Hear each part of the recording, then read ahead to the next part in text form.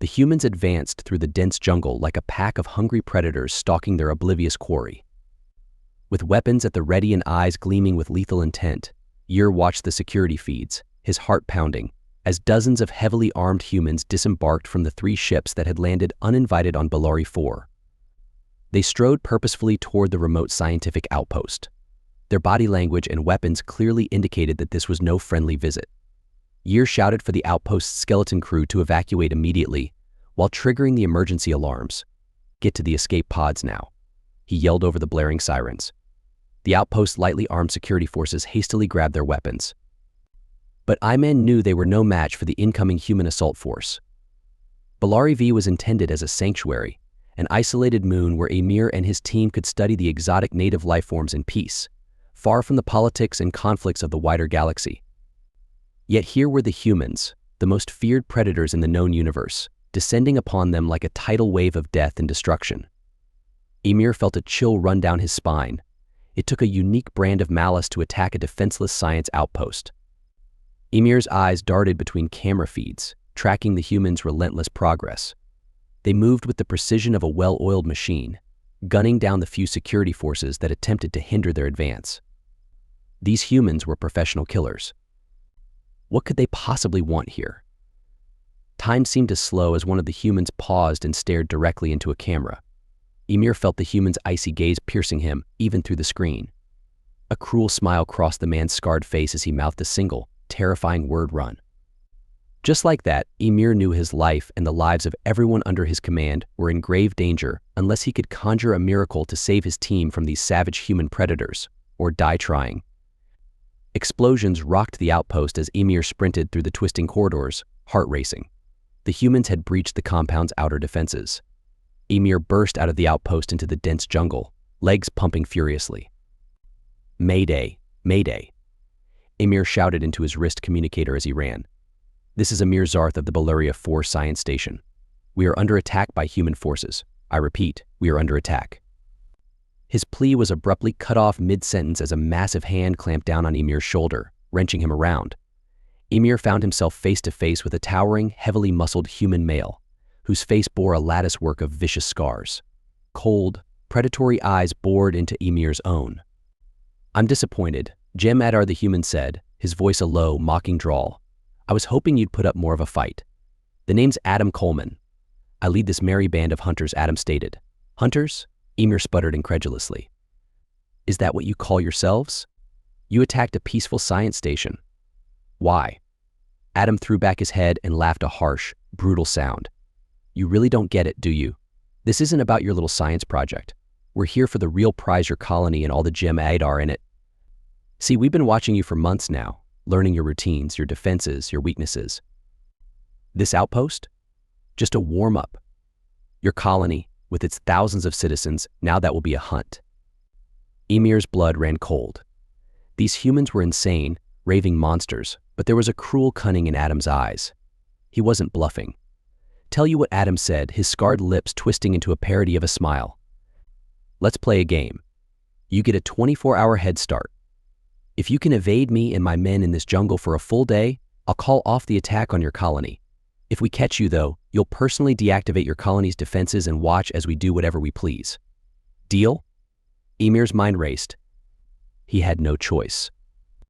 Maybe he could find a way to warn the colony to prepare them, or maybe he could actually win this sick game. Either way, he had to try. Yer gave a single, tight nod. Adam's grin widened. He leaned in close, his breath hot against Emir's ear, and whispered a single word, "Run."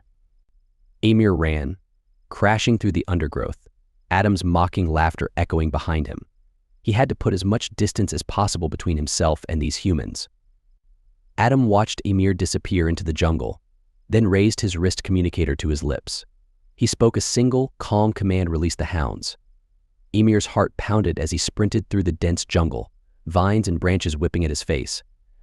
The baying of the humans' monstrous hounds echoed behind him, spurring him to run faster. Emir's mind raced as he tried to come up with a plan. He couldn't outrun these abominations forever. Then he remembered an ancient Jem Adar legend, a sacred grove deep in the jungle, protected by powerful spirits. The legend said no predator could enter without being struck down by the spirit's wrath. It was a long shot, but with no other options, he changed course and headed for the grove.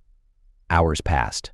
Emir's legs burned and his lungs screamed for air, but he pushed on, driven by desperation. Finally, he stumbled into a clearing and stopped short, amazed. The grove was real. Glowing sigils adorned the trees and the air hummed with otherworldly energy. Emir nearly collapsed with relief. Surely he had found sanctuary. Then Adam Coleman strolled into the grove, flanked by his pack of snarling hounds. Emir stared in disbelief. The grove's protection seemed to have no effect on the humans. Adam chuckled at Emir's confusion. Surprised? We learned to harness the power of these so-called spirits long ago. This ancient alien tech has made us the ultimate predators, Adam said, gesturing at the glowing sigils. I'll give you credit, though. Coming here was resourceful, but the game's not over yet. Adam snapped his fingers. The hounds closed in, jaws slavering, eyes glinting with hunger. Emir backed away, but there was nowhere to run. He was trapped. Adam watched with a cruel smile as the hounds circled their prey. Emir took a deep breath, knowing escape was impossible. If this was to be his final stand, he would face it with courage.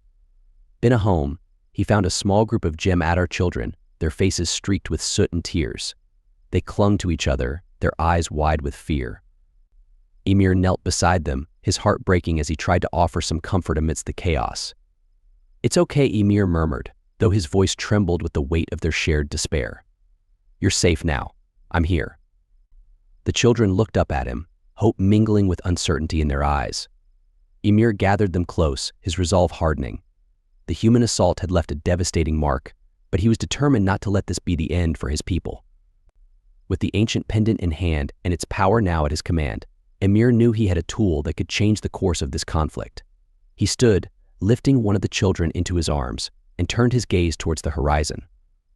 The fires of the ruined colony burned in the background, a grim reminder of the cost of this war.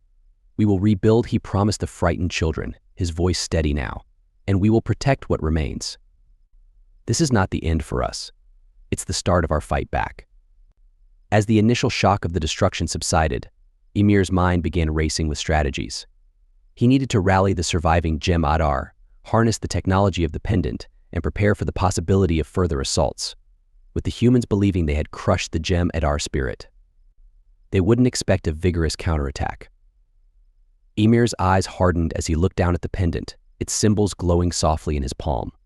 This ancient technology, once used to oppress his people, would now serve as their shield and their sword. The task ahead was daunting, but Emir was not alone. With the survivors by his side and the power of the pendant at his command, they would carve a new path forward. A path not of vengeance, but of justice and reclaiming the peace that had been so brutally shattered. As the children's sobs slowly turned to quiet sniffles, Emir set about the work of rescue and recovery. Each survivor found brought a small flicker of hope, each small act of kindness a defiance of the darkness that had descended upon them.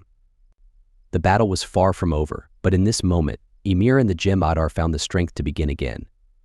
Emir demanded, dropping to his knees beside the survivors, what happened here? How did the humans get past our defenses? An elderly Gem Adar male, his face lined with age and sorrow, looked up at Emir with haunted eyes. They were already inside, he rasped.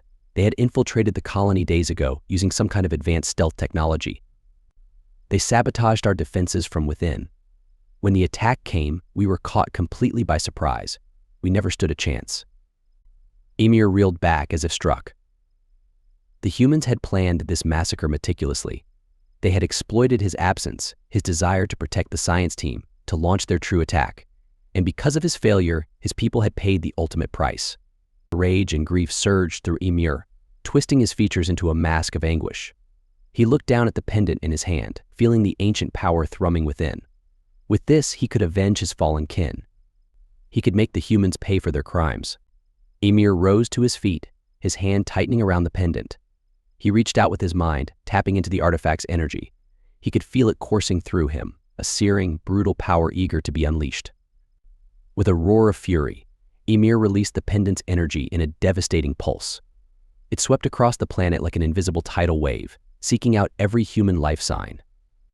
When it found them, it struck with merciless precision, vaporizing the invaders in an instant, wiping them from existence as if they had never been. Emir stood amidst the ruins, breathing hard. the pendant's glow fading. The humans were gone, their invasion thwarted. But as he looked around at the shattered remains of his home, the broken bodies of his people, he knew this was no victory. The pendant whispered to him, urging him to use its power again to hunt down every human in the galaxy and eradicate their species once and for all. With this artifact, he could end the human threat forever. But at what cost? Ymir shook his head, a grim realization dawning. The pendant's power was too great, too seductive. It would not stop at the humans, it would demand more and more until it consumed everything Jim, Adar, and human alike in an endless cycle of slaughter and retribution. With a heavy heart, Ymir knelt amid the rubble. He placed the pendant on the ground and raised his foot over it. The artifact seemed to sense his intent, its glow intensifying, tendrils of energy coiling around his leg, trying to stay his hand. But Ymir's resolve was adamant. He brought his foot down hard, shattering the pendant into 1,000 glittering shards. The ancient power dissipated with a fading whine, and Ymir felt a weight lift from his soul. He knew that without the pendant, his people would be vulnerable to future human aggression. But he also knew that true peace could never be built on a foundation of slaughter and terror. Ymir rose to his feet, his gaze lifting to the star-strewn sky. The road ahead would be hard, perhaps impossible. The humans would return, and without the pendant's power, the Jim Adar would be hard-pressed to resist them. But Ymir knew that he had to try for the sake of his fallen kin. For the sake of the survivors huddled in the ruins. He stood there, amidst the ashes of his old life.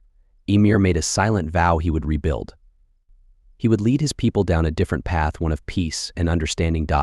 And though that path was fraught with uncertainty, though it might claim his life and countless others, he knew it was the only way forward, the only way to break the cycle.